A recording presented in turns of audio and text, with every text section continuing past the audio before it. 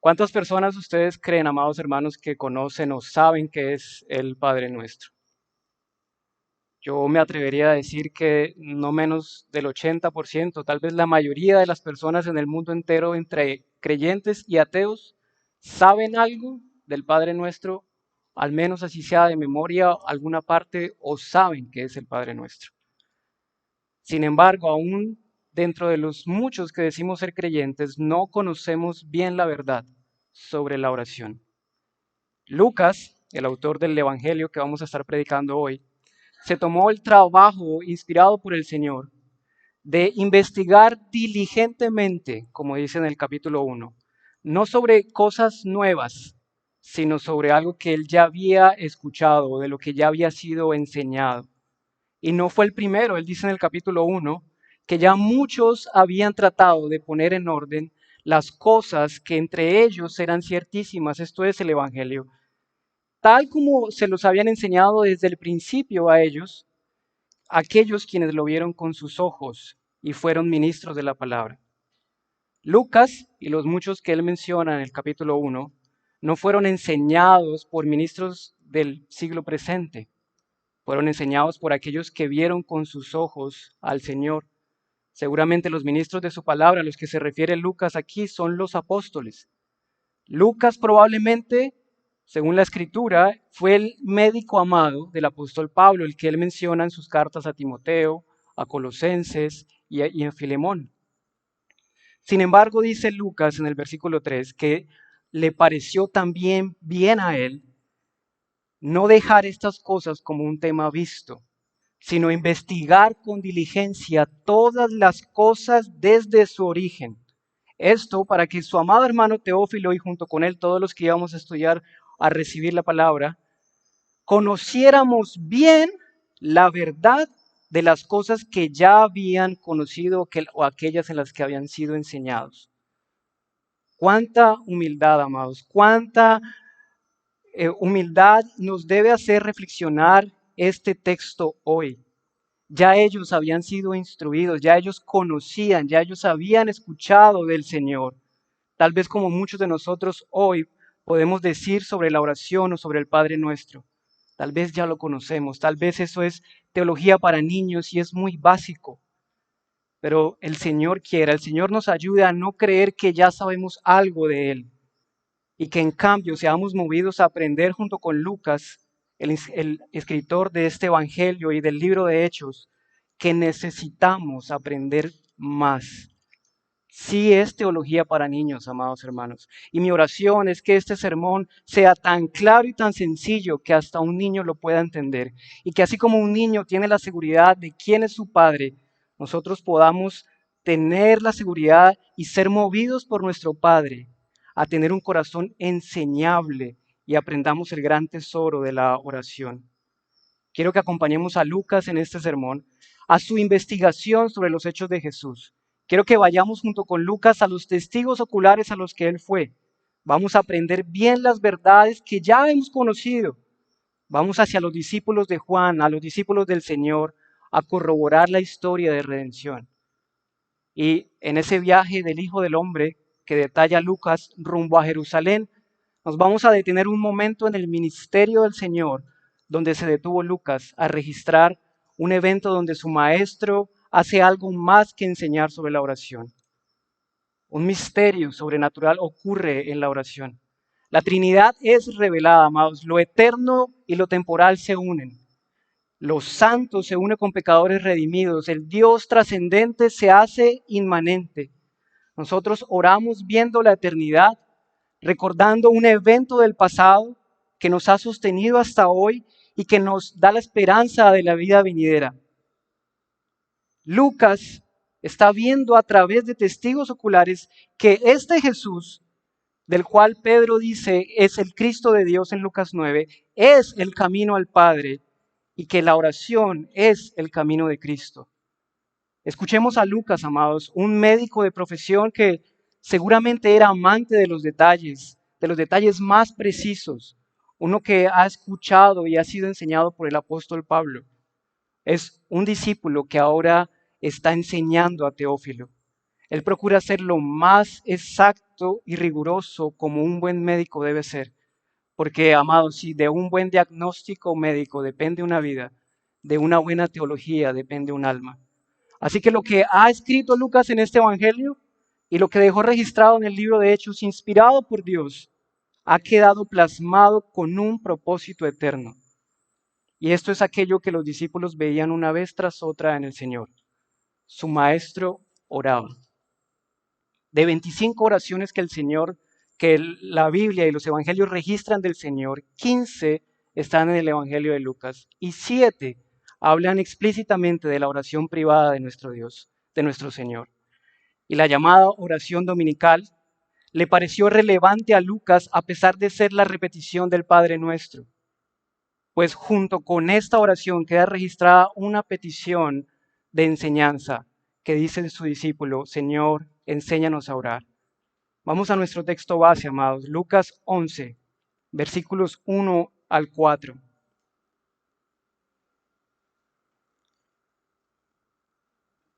Leo para ustedes de la versión Reina Valera. Aconteció que estaba Jesús orando en un lugar, y cuando terminó, uno de sus discípulos le dijo: Señor, enséñanos a orar, como también Juan enseñó a sus discípulos y les dijo: cuando oréis, decid: Padre nuestro que estás en los cielos, santificado sea tu nombre, venga tu reino, hágase tu voluntad como en el cielo, así también en la tierra. El pan nuestro de cada día, dánoslo hoy, y perdónanos nuestros pecados, porque también nosotros perdonamos a todos los que nos deben, y no nos metas en tentación, mas líbranos del mal. Este pasaje que acabamos de leer, amados hermanos, nos muestra la oración como este medio de gracia al que accedemos solo viendo a Jesús con ojos de discípulos. Solo viéndolo a Él podremos reconocer nuestra necesidad del Cristo de Dios. Solo viendo al Hijo del Hombre, nuestro representante, podremos acercarnos al Padre, ser perdonados de nuestros pecados y ser sellados por el Espíritu Santo que nos alimenta y nos fortalece para nuestra vida diaria. Por ello me propongo en este sermón, amados, que es el primero de una serie de sermones que con el favor de Dios quiero exponer sobre la oración, a que seamos llevados a responder más que las preguntas comunes sobre cómo orar, por ejemplo, a que seamos movidos por el Señor, a poder exclamar junto con este discípulo: Señor, enséñanos a orar, que precisamente es el título de este sermón. Señor, enséñanos a orar. Y lo vamos a dividir en 3 puntos. Señor, enséñanos al Hijo en el versículo 1. Señor, enséñanos al Padre en los versículos 2 y 3. Y Señor, enséñanos al Espíritu Santo en el versículo 4. Señor, enséñanos al Hijo. Nuestro texto dice: aconteció que estaba Jesús orando en un lugar, y cuando terminó, uno de sus discípulos le dijo: Señor, enséñanos a orar, como también Juan enseñó a sus discípulos. Algo propio que se le dice, por ejemplo, a un joven que estaba saliendo del colegio y quiere estudiar medicina, es que para ser médico necesita ser un buen estudiante. Esto quiere decir que debe reconocer que necesita aprender. Un buen médico es un buen lector. No solamente debe saber los libros académicos, sino que en el ejercicio ya de su profesión debe saber leer a sus pacientes, saber leer la sintomatología, no perderse en los detalles para poder llegar a un correcto diagnóstico. Nuestro médico Lucas, el autor de este evangelio, vimos en la introducción que inicia su evangelio haciendo varias declaraciones, entre las que destaca algo muy vital para nosotros el día de hoy. Él, siendo discípulo, había sido enseñado por el apóstol Pablo, ya había escuchado del Señor y se tomó el trabajo de estudiar todo sobre el Señor para enseñárselo a Teófilo, que también ya había escuchado del Señor. Este debe ser nuestro lente al acercarnos a este evangelio, pues cada texto inspirado por el Señor es el resultado de un trabajo juicioso y dedicado de un médico que seguramente tomaba atenta nota de todos los hechos del ministerio del Señor. En este trabajo de poner en orden todo, se dice que tanto Lucas como Mateo usaron como base el texto de Marcos, pero también se dice que ellos tuvieron que haber accedido a muchas otras fuentes primarias, testigos oculares, como lo dice en el capítulo 1. Algunas serían novedosas, pero habrían unas que cobrarían mucho valor dentro de la historia de la redención. Yo quiero que ustedes procuren imaginarse este trabajo junto conmigo. Yo recuerdo en la universidad que tuve que estudiar una materia que se llamaba investigación de mercado. Y el primer trabajo que tuve que hacer era una investigación cualitativa, no cuantitativa. Recuerdo que esta investigación tenía el reto de poder registrar información que no era numérica. La investigación cualitativa nos llevaba a hacer entrevistas orales a las personas. Y recuerdo que el primer trabajo que hice tenía que entrevistar a una persona y nos tomó hacer cerca de 10 minutos la grabación final. Y para poder registrar esta investigación teníamos que hacer algo que se llama verbatim. Esto es transcribir al pie de la letra todo lo que está en la entrevista. Ese video que me tomó aproximadamente 10 minutos, me tomó casi 10 u 8 horas transcribiendo. Imagínense el trabajo de los autores inspirados, el trabajo de Lucas. Es tal que el apóstol Juan lo registra en su último capítulo de Juan, capítulo 21, versículo 25 dice, hay también muchas otras cosas que Jesús hizo que si se escribieran en detalle, pienso que ni aún el mundo mismo podría contener los libros que se escribirían. Así que, amados, Lucas 11, del 1 al 4, no es un relleno. Muchas de las cosas que hizo Jesús y que nadie hoy conoce quedaron por fuera del canon. Pero esta oración, que es la segunda vez que se da y que es más corta incluso que la de Mateo, sí quedó registrada dentro del canon. Y esto debería a nosotros llevarnos a hacernos una pregunta. ¿Por qué? ¿Por qué quedó registrada esta oración? No sabemos si Lucas supo de la oración de Mateo del Sermón del Monte, porque Mateo se escribió aproximadamente unos 10 años antes que Lucas. Pero tal vez Lucas sí tuvo acceso a otros testigos oculares que sí registraron esa oración dentro del contexto de las bienaventuranzas. Así que por alguna razón en particular, él decidió plasmar esta segunda oración. Y yo me atrevo a asegurar que es por la razón más allá de la enseñanza de la oración, sino por algo que está muy dentro del sermón que vamos a ver hoy. Esta oración sí está detallada en Mateo, pero acá hay algo más trascendente que un manual sobre cómo orar. Acá hay una verdad angular de la que depende nuestra alma, amados hermanos.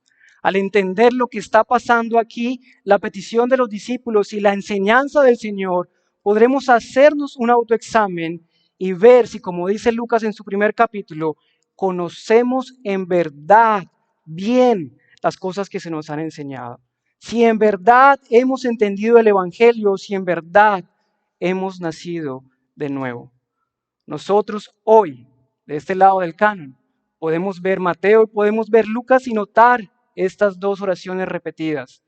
Y a la luz de la Escritura, sabemos que las repeticiones de Dios implican un énfasis, un deseo del Señor por recalcarnos o mostrarnos algo fundamental para nuestra fe. ¿Qué es lo que nos quiere mostrar el Señor hoy? Veamos nuestro texto, amados.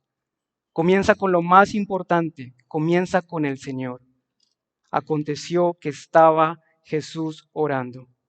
Amados, estamos en el mes de la Reforma y siempre que estamos pensando en la Reforma recordamos nuestros distintivos reformados y siempre pensamos en aspectos fundamentales sobre la doctrina y está bien, pero muy poco vemos como un gran distintivo de la Reforma la vida de oración de estos héroes de la fe.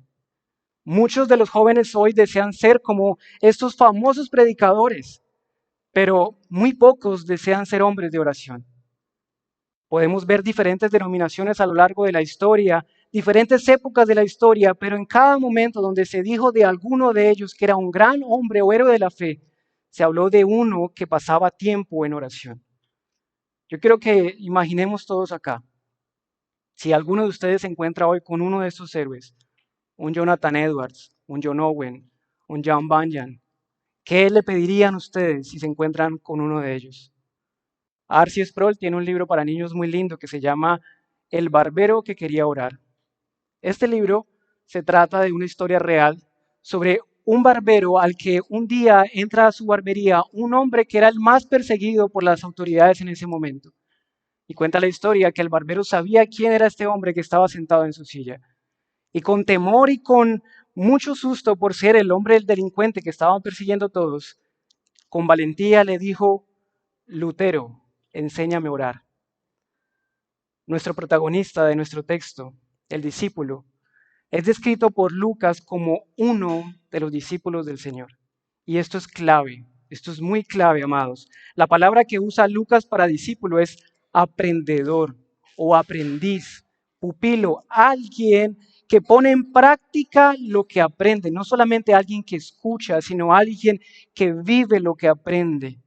Y las palabras usadas para enséñanos o como enseñó Juan a sus discípulos, nos recuerdan un viejo libro de la iglesia primitiva llamada la Didache.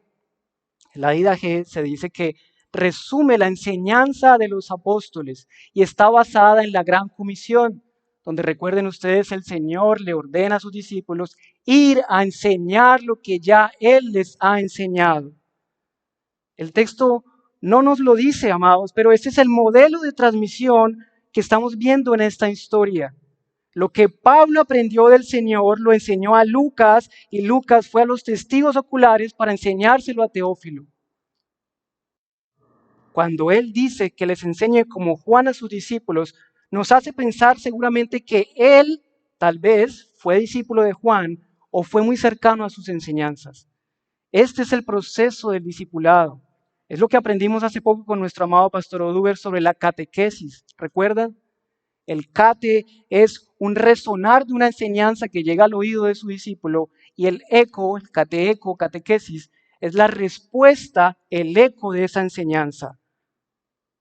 Lo que Juan enseñó a sus discípulos, ¿tuvo que haberlo aprendido de Dios o de algún discípulo o algún hombre de Dios? Lo que el discípulo le está pidiendo al Señor es que le sea transmitido a él también lo que él quiere poner en práctica y hacer eco a los demás. Y él, dice nuestro texto, no pide para sí mismo, sino dice enséñanos en plural. Los discípulos de Juan el Bautista, aquel que la escritura dice que vino con el espíritu y el poder de Elías, habían aprendido de Juan que era el que estaba preparando el camino para uno mayor, para el maestro que vendría a bautizar con el Espíritu Santo, como dice Lucas 3.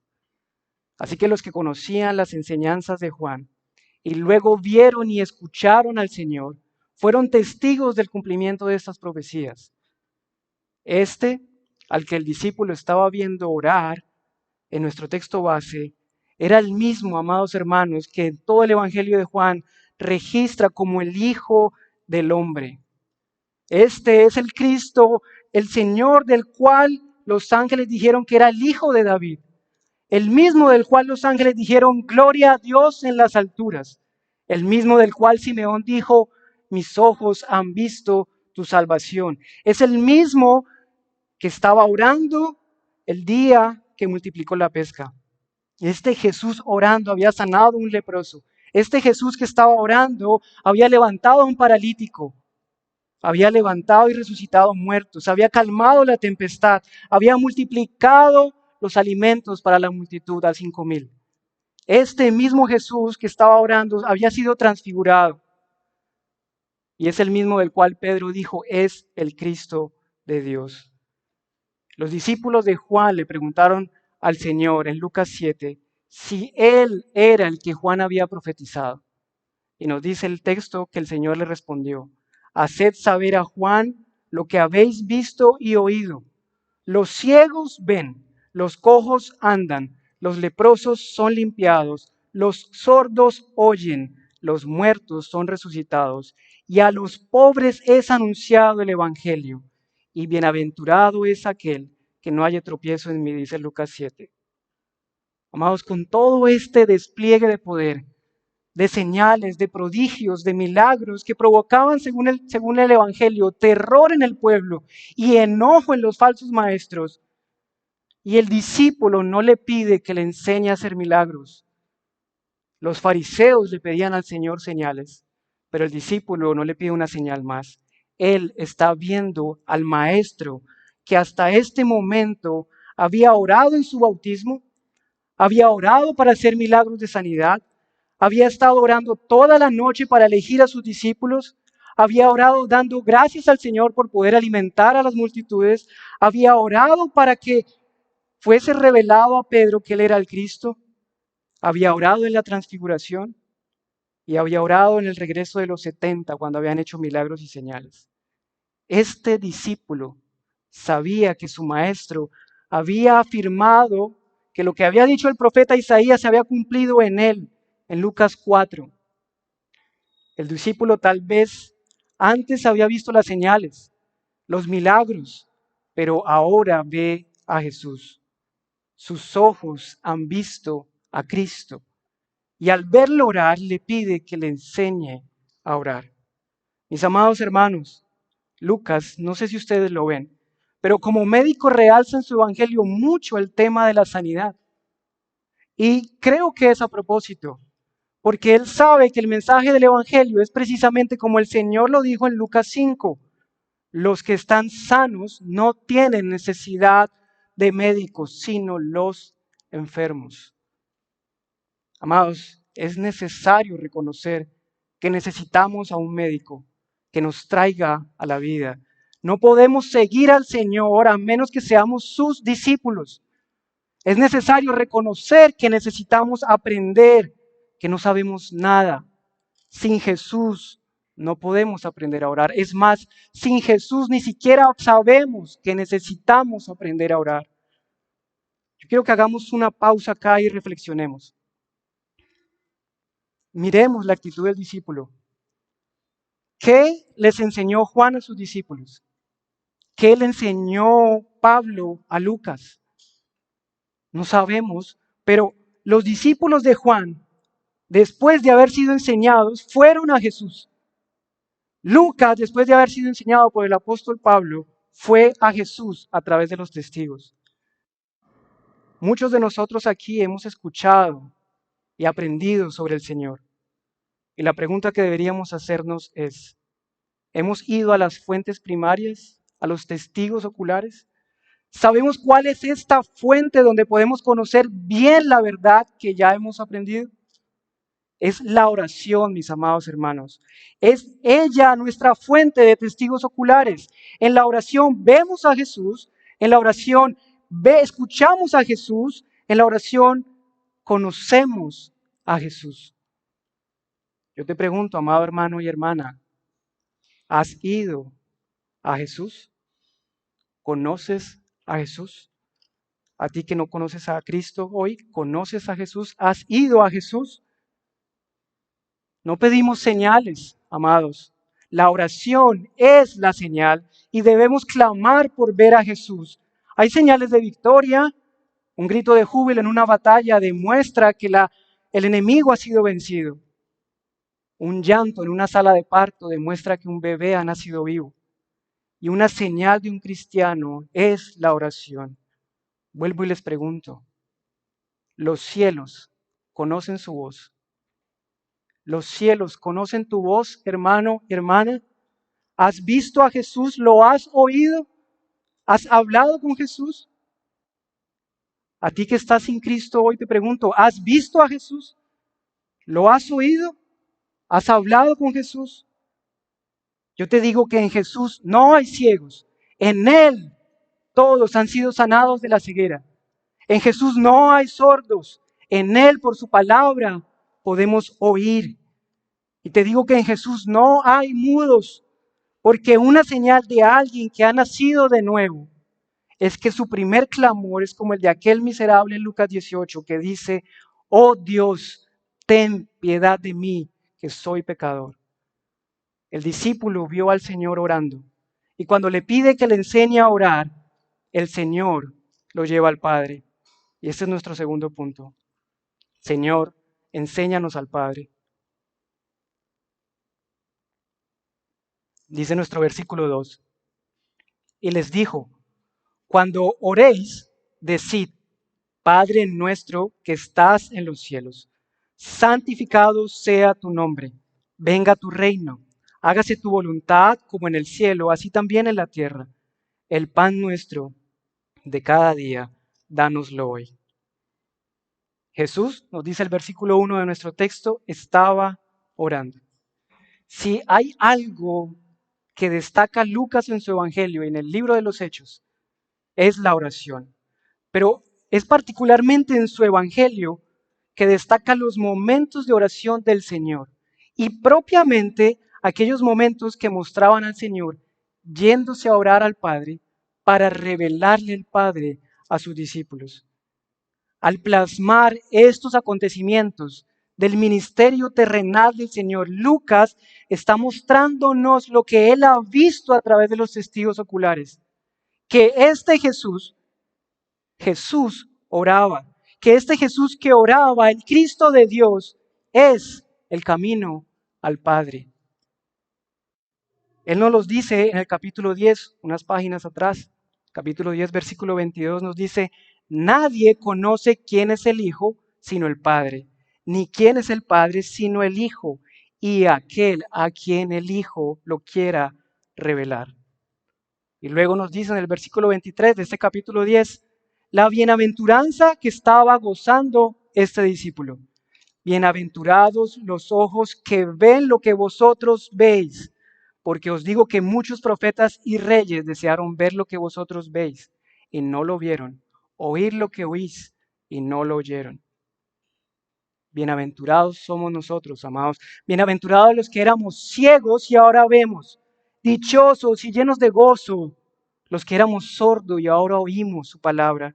Gozosos los que éramos mudos, los que éramos huérfanos, hijos del diablo, esclavos del pecado, pero que ahora somos liberados, traídos a la vida y se nos ha revelado al Cristo que nos revela al Padre. Jesús dice de sí mismo muchas veces en este Evangelio que es el Hijo del Hombre. Esto es el Dios encarnado, verdaderamente hombre que en su humanidad oraba porque su alimento fuera el hacer la voluntad de su Padre. El Hijo del Hombre implica que es verdaderamente humano para representarnos a nosotros. Uno como nosotros, pero sin pecado. El Hijo del Hombre es un título que nos identifica a nosotros con Jesús como hijos, pues solamente es Cristo, el Cristo de Dios, el único que nos puede llevar al monte a orar y allí revelarnos al Padre y a su gloria, como lo hizo con Pedro, Juan y Jacobo, como dice en Lucas 9. Aconteció, como 8 días después, que tomó a Pedro, a Juan y a Jacobo y subió al monte a orar. Y entre tanto que oraba, la apariencia de su rostro se hizo otra, y su vestido blanco y resplandeciente. Esta hermosa joya que estamos viendo acá, amados, es la oración que nos revela Lucas. Es el lugar donde un misterio inexplicable ocurre. Estando allí con Jesús nosotros, estamos delante del Padre, nos revela al Padre y el Padre nos devuelve hacia el Hijo. Dice en el versículo 35 de Lucas 9 que se oyó una voz que dijo, este es mi Hijo amado, a Él oíd. Es allí en el lugar santo, amados, donde nos encontramos con el Rey del reino del cual Jesús vino a predicar. Otro de los principales temas de Lucas dentro del ministerio terrenal de Jesús es que como el Hijo del Hombre es el nuevo Adán, que venía a cumplir aquel mandato que el primer Adán no pudo cumplir. Recordemos que una de las formas de entender el que somos portadores de la imagen de Dios es dentro del contexto de un reino. Según el doctor Paul Henburg del Seminario de Londres, abro comillas, dice, las dos obras de Lucas, es decir, el Evangelio y el libro de Hechos, destacan el propósito de Dios de cumplir la promesa de redención para su pueblo Israel. Y este propósito se concentra en el reino de Dios. Pues más de la mitad de los usos del término reino de Dios en el Nuevo Testamento se encuentran en Lucas y en Hechos. A Adán y a toda la humanidad junto con Adán, se nos dio el mandato cultural de multiplicar la imagen de Dios. No solamente era tener hijos, sino que los hombres fueran hijos de Dios, portadores de la imagen de Dios, no meramente como criaturas, sino como siervos fieles del reino.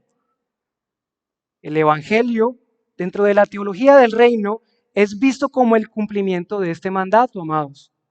Es llevar el estandarte de nuestro Rey como soldados sobre su caballo, replicando como mensajeros del reino, representantes del Rey, lo que Él nos ha decretado y ha ordenado, que todos los hombres se rindan ante Él.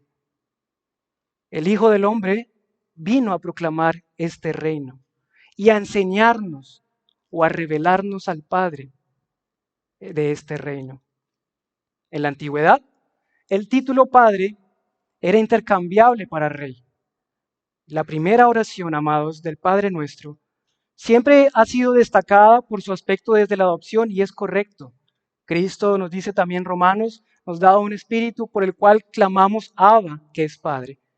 Pero si ustedes detallan el contexto de esta oración, vemos un aspecto muy descuidado de ella y es que se trata del reino. Las tres peticiones que el Señor le enseña al discípulo, que se hacen al Padre, nos deben situar dentro de este contexto. Santificado sea tu nombre, venga tu reino o venga a nosotros tu reino y hágase tu voluntad en la tierra como en el cielo. Esta oración, más que una oración paternal, que sí está implícita, es una declaración magistral de la obra de Cristo. Lo que el Señor le está enseñando a su discípulo en este momento es que la oración es la materialización de su victoria en la guerra y en la batalla contra el reino de las tinieblas. La oración es la señal de conquista de nuestro Rey.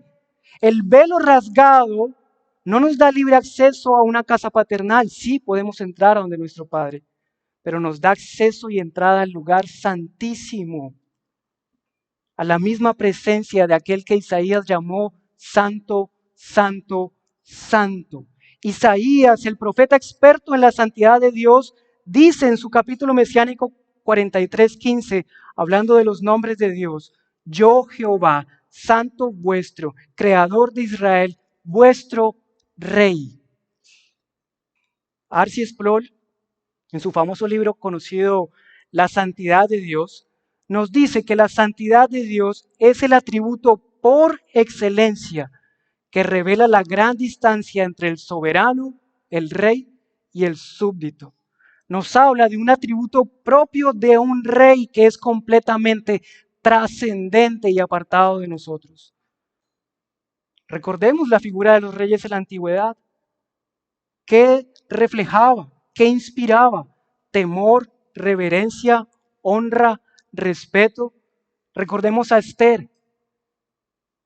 Ella sabía que si se atrevía a entrar a la presencia del rey sin haber sido invitada, podía morir.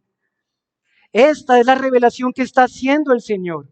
A aquel rey ante el que los sacerdotes del Antiguo Testamento solo podían entrar una vez al año y que podían caer fulminados por la santidad de aquel lugar y de aquel santo, santo, santo.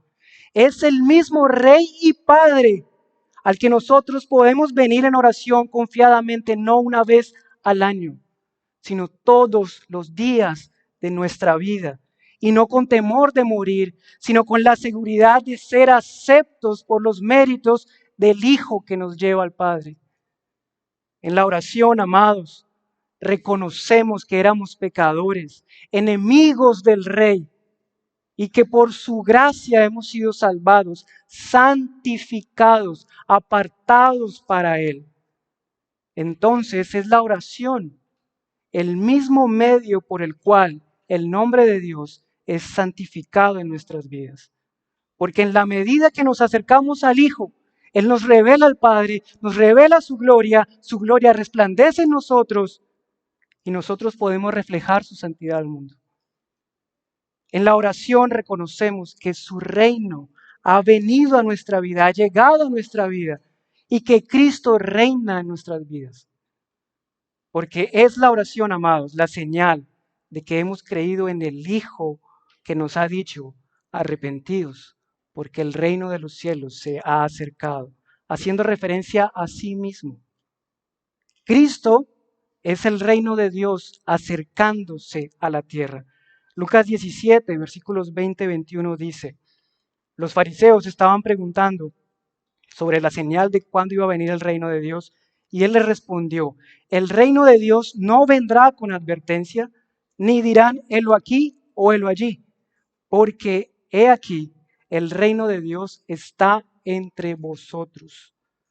Llegará el día nuevamente en que el Hijo del Hombre será manifestado, el día en que el avance del reino de los cielos llegue a su final en el día del juicio. Y aquellos que pedían señales y no las vieron, desearán no verle, porque como Rey victorioso vendrá y toda rodilla se doblará. Pero cuando Cristo, según lo dice Pablo en 1 Corintios, entregue el reino a su Padre, nosotros podremos estar allí. Y entre tanto, los que tenemos la bienaventuranza de ver el reino de Dios hoy, nos acercamos en oración al Padre, reconociendo en Cristo que no somos nada, que estábamos perdidos y que nos hemos rendido ante Él, porque ha vencido a la muerte. En la oración, amados hermanos, como discípulos de su Hijo, buscamos portar su imagen en alto, anunciando las buenas nuevas de salvación hasta el día en que su Hijo regrese y entregue el reino a su Padre. Pues el soberano del universo, nuestro Rey, dice Números, no es hombre para que mienta, no es hombre para que se arrepienta. Lo que Él ha decretado, Él lo hará. Su voluntad se hará. Su voluntad es que su reino avance. Su voluntad es que sus decretos reales se cumplan. Y en la oración nosotros hacemos su voluntad aquí en la tierra. Porque como portadores de las nuevas de reconciliación, que traen paz a los que están en enemistad con el Rey, damos muestra a los ángeles que hacen su voluntad en el cielo, de que aquellos que han sido redimidos por Dios dan gloria a Dios en las alturas. Esto, amados hermanos, es alimento para nuestras almas. Un alimento que necesitamos hoy, mañana y todos los días de nuestra vida. R.C. J.C. Ryle dice que la oración debe ser o es al creyente como la respiración al hombre. Ningún cristiano puede vivir sin oración. Ninguno que diga que está vivo puede dejar de respirar.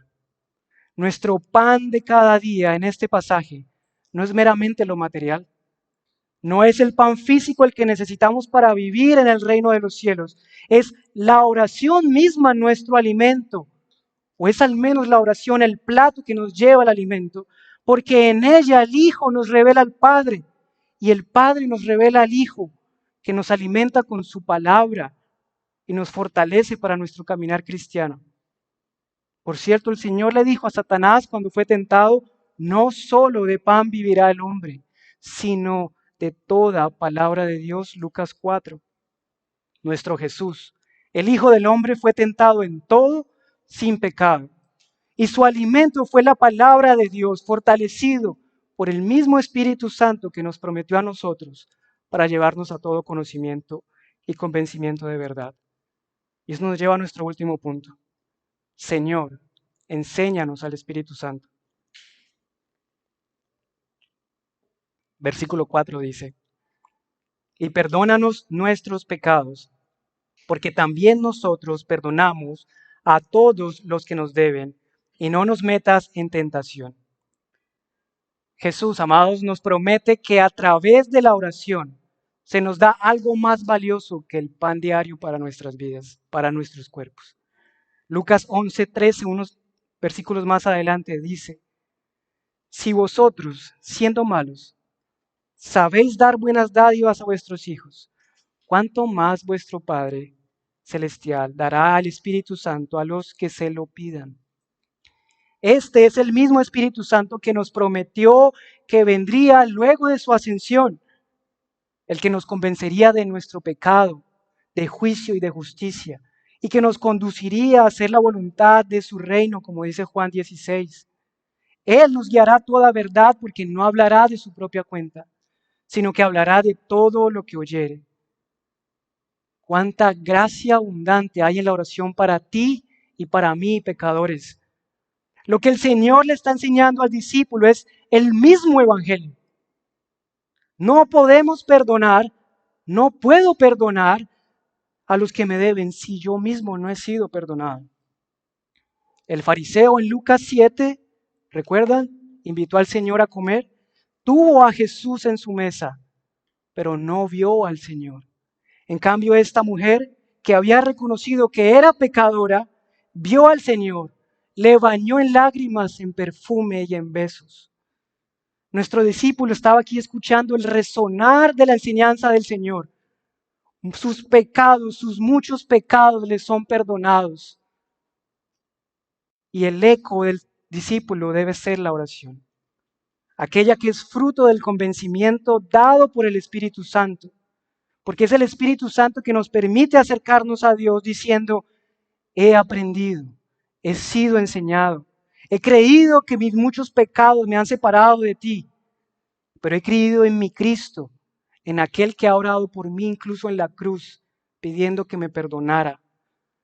Es este consolador, amados, el que fortaleció al Señor en su ministerio, el que nos convence a nosotros de que somos hijos de Dios, como dice Romanos 8. Sin el Espíritu Santo es imposible entrar en oración. Sin el Espíritu de Dios es imposible ser parte del reino de Dios. Este reino se ha acercado a nuestra vida y nos ha alcanzado, librándonos de la esclavitud del pecado, trasladándonos del reino de las tinieblas al reino de la luz. Este reino avanza a través de la predicación del Evangelio. Y esta proclamación la hacemos, amados, según la Escritura, en un mundo hostil, en un mundo que está en guerra contra Dios, en un mundo en el cual somos atacados por el mundo, por Satanás y por nuestro propio pecado. Un mundo en el que somos tentados. Y es el Espíritu Santo el que nos sostiene. Y es a través de la oración que somos animados a través de su palabra para seguir adelante en la obra y el avance de este reino. Es este mismo Espíritu Santo, el Consolador, que habría de fortalecer a Pedro, como el Señor le dijo también en Lucas 22, cuando Satanás pidió para zarandearlo. Es el mismo Espíritu Santo al que Él les llama que busquen cuando están en el huerto y les dice, oren para que no caigan en tentación. Este es un tesoro, amados. ¿Están viendo este tesoro? ¿Están viendo el tesoro de la oración, de la enseñanza del Señor a su discípulo? Lo que Lucas está mostrándonos a todos nosotros acá, lo que después de su trabajo diligente hizo, lo que dejó inspirado por el Señor, es que la oración en sí misma es la respuesta a nuestra oración. La oración en sí misma es la respuesta a nuestra oración. Cuando nos acercamos a estudiar sobre la oración, decíamos al principio, tendemos a buscar modelos de oración, pasos para orar, guías prácticas para orar. Y esto, a pesar de estar mal, es algo bueno. Si yo fuera médico, les diría que reconocer que estamos enfermos es el primer paso para ser sanados. ¿Buscamos modelos de oración? Porque no sabemos orar. Buscamos modelos de oración porque cuando oramos no sabemos qué pedir o qué decir. Pero el Señor nos está mostrando, amados, que es la oración la misma respuesta a nuestras oraciones. Y esto solo lo podemos tener aquellos que tenemos al Espíritu Santo que nos ha sido dado por el Señor, a aquellos que hemos visto al Señor y a aquellos a quien Cristo nos ha enseñado al Padre. Déjenme ilustrarles el precioso trabajo que ha hecho Lucas diligentemente al enseñarnos bien la verdad que ya muchos conocíamos. En oración, rogamos al Padre porque sea su voluntad hecha en nuestras vidas. Eso oramos. Pero nos hemos dado cuenta ¿Acaso nos hemos dado cuenta que al estar orando al Padre, estamos haciendo su voluntad? En oración pedimos que su nombre sea santificado, pero no nos hemos dado cuenta que al orar reconociendo que Él es el Padre, reconociendo que Él es santo y que nosotros no, entonces estamos siendo santificados. En oración rogamos porque nos alimente, pero es la oración nuestro mismo alimento. En oración suplicamos que seamos librados de la tentación, pero es la misma oración la que nos libra de la tentación. Oh, qué precioso médico nos está mostrando Lucas, amados. Uno que nos da sanidad a nuestras almas, que nos ha dejado su oración como nuestro remedio para nuestras vidas diarias. Yo te pregunto a ti que estás sin Jesús, con esto vamos terminando. Si pudieras hacer la misma pregunta que hizo el salmista en Salmo 73:25, tú que estás sin Jesús, ¿cómo responderías? La pregunta que hizo el salmista en Salmo 73:25 es, ¿a quién tengo en los cielos? ¿A quién tienes en los cielos tú, oh pecador, que no tienes a Cristo? Yo te puedo responder, en los cielos tienes al Dios 3 veces santo, que habrá de juzgarte justamente, porque eres un pecador impenitente y no has reconocido a su Hijo. Solo el que ha reconocido a Cristo, solo el que ha reconocido a Dios como su Salvador, puede acercarse a Dios como este salmista y decir, ¿a quién tengo yo en los cielos? Vuelvo a preguntarte, si tú que estás sin Cristo no has visto a aquel Jesús que vio el discípulo en plena comunión con el Padre, que oraba en todo tiempo, ¿a quién buscas en los cielos? ¿A quién buscas cuando la vida se te va? ¿A quién buscas cuando no hay fuerza ni esperanza en ti, oh pecador?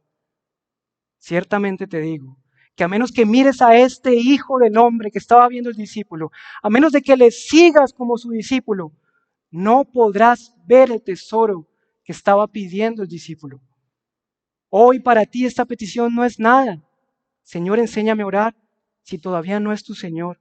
Ruega a Dios hoy, porque Dios te enseña a Jesús, Jesús te enseña al Padre, te enseña al Espíritu Santo y te enseña a orar.